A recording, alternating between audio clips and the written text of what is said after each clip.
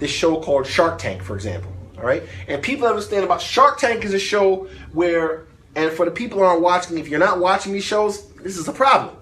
All right, because they watch all these other shows, these other silly shows they got on, Love and Hip Hop and Housewives, this whatever. They're watching all these shows, but Shark Tank, no one's watching them.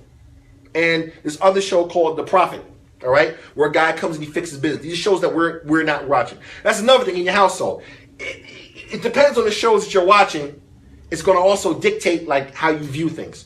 So if you watch the show Shark Tank, you got these 5 or 6, or 4 or 5 entrepreneurs, and they basically, get entrepreneurs from all over America to pitch their plan, and then they decide, are they going to give them some money to help them to be part business, to be part owners of the business, all right?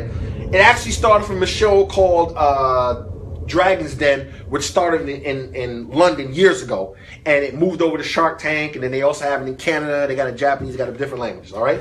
So it's a concept. Now, one thing about that is that when those people come up there, they have to have their numbers, right? They have to have their numbers.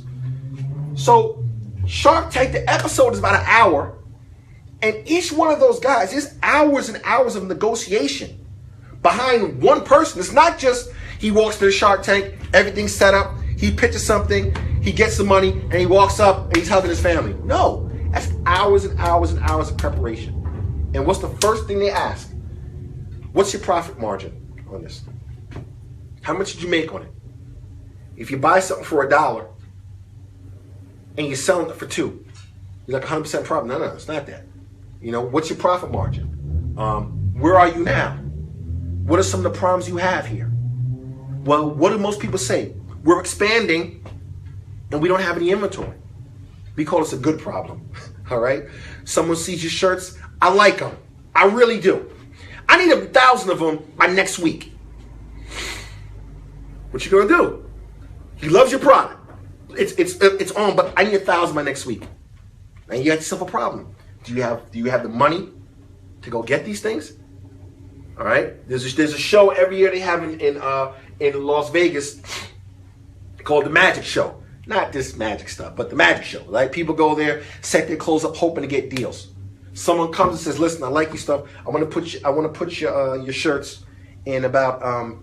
We have 80 stores across America, and we want to have 100 shirts in each store, and we want it by next month." Now you're in a situation where, did you prepare yourself for it? Can you fulfill that order? And what happens if you can't fulfill that order? What happens to your business? Your credibility goes down. All right? So you have to always understand what could come next and what can happen. Now with Shark Tank, for example, it's the same thing. And why do a lot of these people have to get involved with some of these big backers? Because they need the money to expand. They need the money. So you might have to sell off a portion of your business to get some money. So one guy, the guy on Shark Tank, Mark Cuban, one lady comes in and she says, I want 10%. I want $500,000 for 10% of my business. So you saying your business is worth $5 million? Where's your thing? Oh, well, projected. What do you mean projected? How is your business worth this? How's this, that, whatever? Okay, look, we'll give you this 15%. And that's where the bidding starts. All right? So there's other big areas that once you get, that you have to understand that's behind entrepreneurship, once it gets bigger, that if you're not experienced in and we're not educated with, then it could cause some problems. So it is, like you said, knowing where your expertise is. And one thing I can say about that show, there were some kids that came onto the show and they had small businesses, they were doing good, and some of the sharks were saying, listen, you're doing good by yourself. Just go ahead and do what you're doing. You don't need us. Because once you start giving away equity to investors, they're going to be coming in, they're going to want their payouts. The payouts is the big thing, you fight and everything. So this could be a big problem here. All right? So these are just some of the points of entrepreneurs that all come when we're talking about this. And in the other classes, we're going to go into each one in detail and explain them. Now, back to us. What level are you in right now? Do you have a business? Do you have an idea? Do you possibly have kids who, for example, have some ideas. Because sometimes our kids have the ideas and we don't, because a lot of us are older, but the kids have the ideas. All right.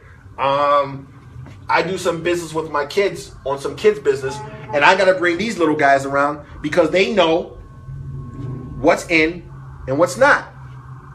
All right. You go to the store. What do you think about this? My daughter's like, "Ugh, that's sold last year."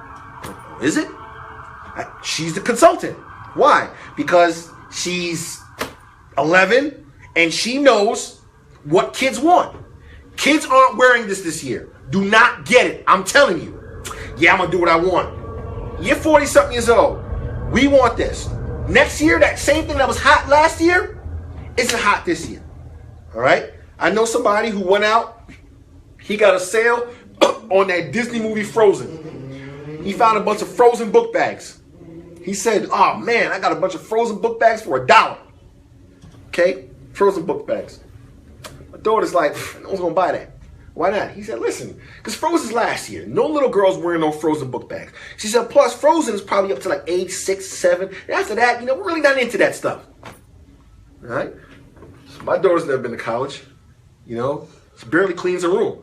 But she figured that out. She gave the age bracket, who wears it, and she said, "No one's wearing it. None of my friends are wearing that stuff." All right? I said, okay. And this is why he's not making any money off that Frozen stuff. She said, "But this year, Shopkins is big." I said, "Shopkins? What is that?" All right? And she went and talked about Shopkins' little shop island and stuff. All right? But either way, she was an expert in her field. Okay? And she started making little bands and selling them in school, and then, then she got banned from school because she was selling stuff for school property and stuff like that. But little kids, they have that that entrepreneur bug in their head. So as a parent, how did you deal with that situation when you get the note that I told her that you have to negotiate with them, because basically what happens is that she was making some things, bracelets and these pens and stuff, and they were coming to school, and she was hustling them on the yard, basically. She's selling them, the jacket. Principal put a loudspeaker, like, "Listen, any unauthorized selling, your stuff will be confiscated." To America? Yeah, like the lady from Good Times thing. So it's like they had it's like, but there's different ways. Now, here's what happens, but this is real life stuff. You just can't, kid or no kid, you just can't come into you can't come into people's neighborhood think you're just going to set up shop and there's no kickback. So I said, look, maybe you need to go there and negotiate. Maybe talk to your principals. Hey, listen, I'm selling these things. I give a little portion to the school. Maybe that would work. I did that when I was a kid. I used to make buttons. These little buttons. I made buttons. I was 12 years old. Had these buttons. I took my school's logo and made these buttons. All sorts of copyright infringement. All right? I made specialized logo of the kid stuff on the buttons. Went to the principal. I stepped to the principal. I said, "Listen, I'm selling these buttons for $2. Principal's like, "Well, how much I get?" I said, "I'll give you 50 cents for each button that's sold." He said, "50 cents? How about 75? I said, "No, 50. He said, "Okay." All right? He said, plus what he did, he went to the school assembly and was like, "Hey, Mrs. Belgrave selling these buttons, support the school," and everything like that. I gave a pitch. He made money. I made money. And I was good. All right? But I negotiated with him. All right? And plus, I think I got in trouble in school, so I think he took over detention as well. So it's like, so I negotiate, but these kids have to learn the art of negotiation. So it's like, it starts at a young age. Now, if you see that in your kid, do you build on that? And just say, "Go ahead, you got another dumb idea." How do you do that? Nah, no, get out of here. Another dumb idea ain't gonna work. Like these, you ever see these paintball guns they have out now, where they shoot the paint? My brothers have been doing that back in the 80s. Shooting it. They said, something, we need to go ahead and just get a piece of land and charge people to play this stuff. It never worked. Okay, forget it. Sometimes 2 or 3 negative things, and you could push your kid away from that.